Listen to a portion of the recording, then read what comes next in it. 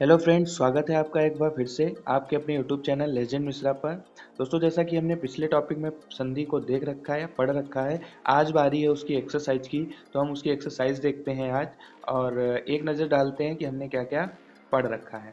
तो हमने सबसे पहले संधि की सबसे सरल ट्रिक पढ़ी थी और उस ट्रिक में हमने आ से लेकर और अ तक स्वरों को रख रखा था और इसके बाद हमने उसको 3 ब्रैकेट्स में डिवाइड किया था। पहले ब्रैकेट का नाम ए रखा था, दूसरे ब्रैकेट का नाम बी रखा था और तीसरे ब्रैकेट का नाम सी रखा था। ए ब्रैकेट में आ रखा था, ई उ री को बी ब्रैकेट में और ए ओ औ को सी ब्रैकेट में रखा था। इसका मतलब ये था कि जहाँ कहीं पर भी हम फार्मूले में ए लिखें तो आप सबको समझ में आ जाए कि ए का मतलब आ है। अगर हम बी रखें तो आप सबको समझ में आ जाए कि ई उ री ये सब बी का अर्थ है और सी का अर्थ है ए ओ औ।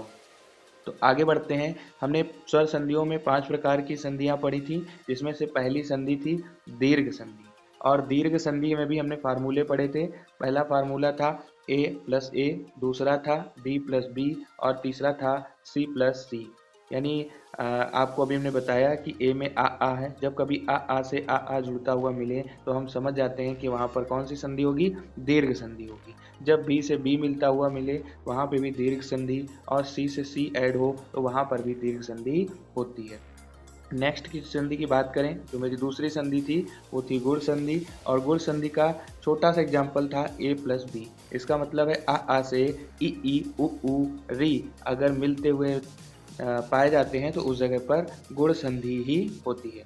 नेक्स्ट था यड़ संधि और यड़ संधि में फार्मूला था B plus A oblique C. इसका मतलब था बी मतलब ई उ री से या तो आ जुड़ेगा या फिर बी से सी का मतलब ए ओ मिलेगा। जहाँ पर भी ऐसी स्थिति हमको दिखती है वहाँ पर हम संधि तुरंत पहचान जाते हैं कि वो संधि कौन सी है, यड़ संधि है। और चौथी संधि थी वृद्धि संधि और वृद्धि संधि में फार्मूला था ए प्लस सी। ए का मतलब आ और सी का मतलब ए ओ। जहाँ पर ऐसी स्थिति हमको मिलती थी तो हम तुरंत पहचान जाते हैं कि वो संधि कौन सी है, वृद्धि संधि है। अयाधि संधि की अगर बात करें तो अयाधि संधि में जो भी फार्मूला था वो है C plus A oblique B.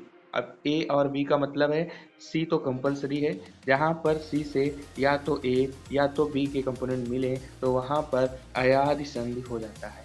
अब ए में आ और बी में ई से लेकर री तक और सी में ए से लेकर ओ तक है। तो आप इतनी बात ध्यान रखना और आप शुरू करते हैं उन सभी उपयोगी प्रश्न के जो परीक्षा में बार बार पूछे जा चुके हैं। तो अपना पहला क्वेश्चन हम शुरू करते हैं। लिखा हुआ है किस शब्द में गुण संधि है। तो हमें नीचे 4 शब्द दिए गए हैं और 4 शब्द में से हमको ढूंढना है कि गुण संधि कौन सी है। जस्ट अभी हमने ऊपर पढ़ा कि गुण संधि के एग्जाम्पल में फार्मूले में जहाँ पर हमको ए से बी मिलता हुआ दिखाई पड़े, यानी आ से कौन मिलता हुआ दिखाई पड़े, ई उ और री, वहां पर हम समझ जाएंगे कि दी गई संधि गुण संधि है। पहला है सिंदूर, भारतेंदु, नारीश्वर या लवस्वर। तो हमको ढूंढना है गुण संधि किसमें है और हम देख भी चुके हैं अभी अभी कि यहाँ पर ए से बी मिलता हुआ प्रतीत हो वहां पर गुण संधि होगी। तो इन सभी में से जो राइट आंसर है वो है भारतेंदु, क्योंकि भारत धन इंदु यहाँ पर ता के अगर आखिरी में देखा जाए तो आ शब्द निकल कर आता है। ता के आखिरी में कौन सा शब्द निकलता है, आ, प्लस अगर दूसरे शब्द के शुरुआत में देखें तो ई निकल कर आता है। यानी आ जो कि ए ब्रैकेट का है, अभी हमने बताया था ए ब्रैकेट में आ होता है और जो ई है वो है बी ब्रैकेट का। और अभी अभी हमने फार्मूला भी देखा कि ए प्लस बी जहाँ पर भी हमको दिखाई पड़े वहाँ पर गुण संधि होती है। तो पहला आंसर आपको बहुत क्लियर समझ में आ गया होगा। बढ़ते हैं नेक्स्ट क्वेश्चन की ओर और नेक्स्ट क्वेश्चन है महा प्लस उदय। कौन कौन सी चीज़, महाधन उदय की संधि कौन सी है। तो इसका जो राइट आंसर होने वाला है वो है महोदय। अब क्यों होने वाला है जरा नीचे देखते हैं।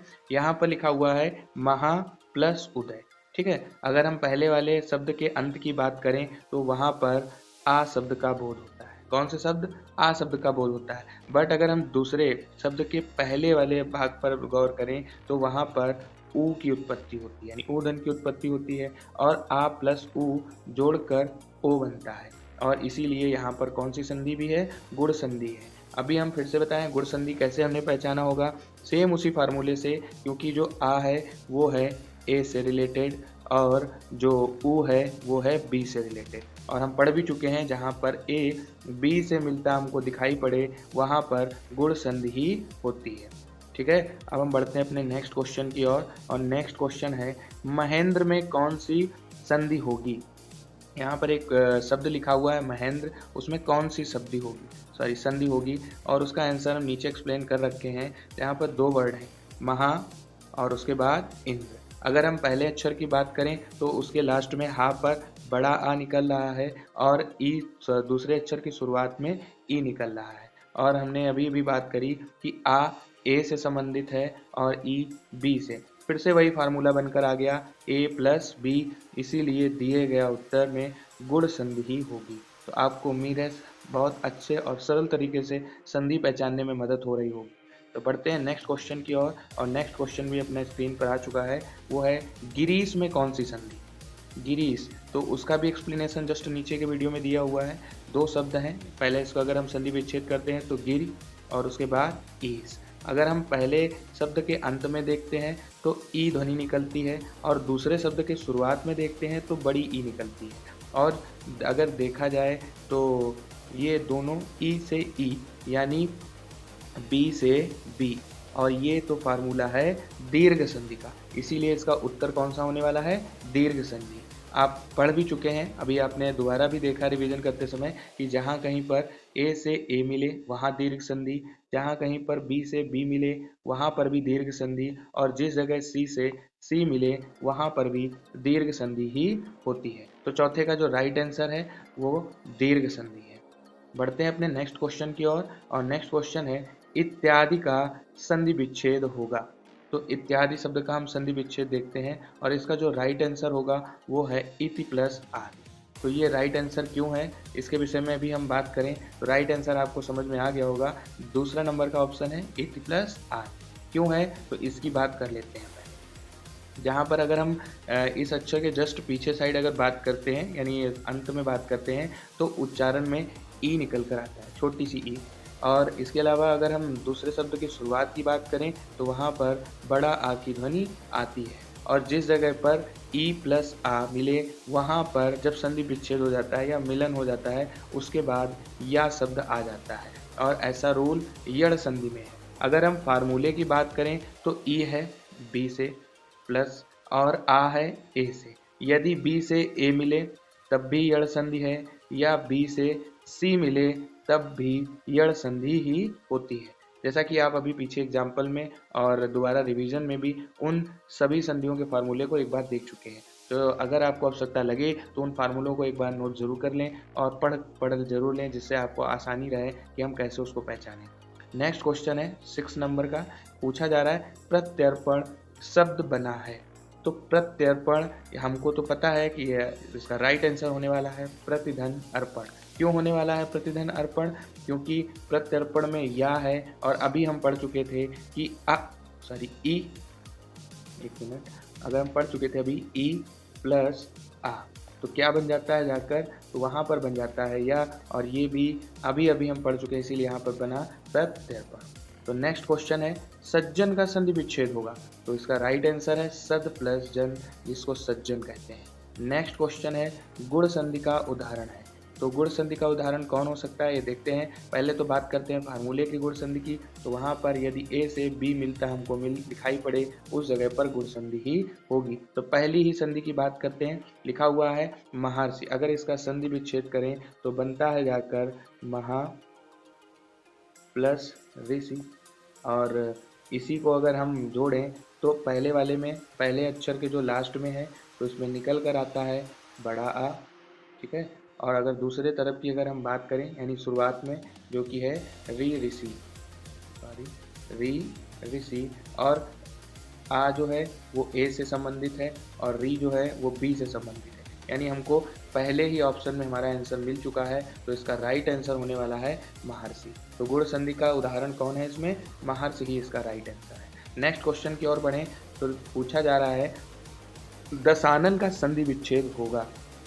तो 10 आनन, 10 आनन का मतलब जिसके 10 हों आनन, और हमारे पास पढ़ते ही उत्तर आ गया होगा 10 आनन, इसीलिए बना जाकर 10 आनन। तो नेक्स्ट क्वेश्चन की ओर बढ़ते हैं। परमार्थ शब्द में कौन सी संधि है? परमार्थ, तो परमार्थ का अगर हम संधि विच्छेद करें तो निकलता है जाकर परम धन अर्थ।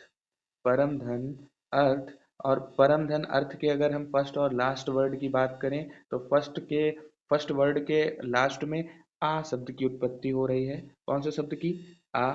और अगर हम सेकेंड शब्द के बिल्कुल शुरुआत की बात करते हैं तो वहां पर भी निकल कर आता है आ। कौन सा शब्द आता है? आ। और ये दोनों ए प्लस ए के हैं। जहां कहीं पर ए प्लस ए मिले तो वहां पर होने वाली संधि दीर्घ ही होगी, तो इसका राइट आंसर होगा दीर्घ। आशा करते हैं आपको पूरा का पूरा वीडियो अच्छे ढंग से समझ में आया होगा, और संधि के कुछ जो बेहतरीन एग्जाम्पल थे वो भी आपको आसानी से समझ में आए होंगे। यदि अब भी कुछ परेशानी या दिक्कत हो गई हो तो कमेंट करके हमें ज़रूर ज़रूर बताएं, और चैनल को लाइक शेयर एंड सब्सक्राइब करना ना भूलें। मिलते हैं अगले वीडियो में, तब तक के लिए टाटा बाय बाय।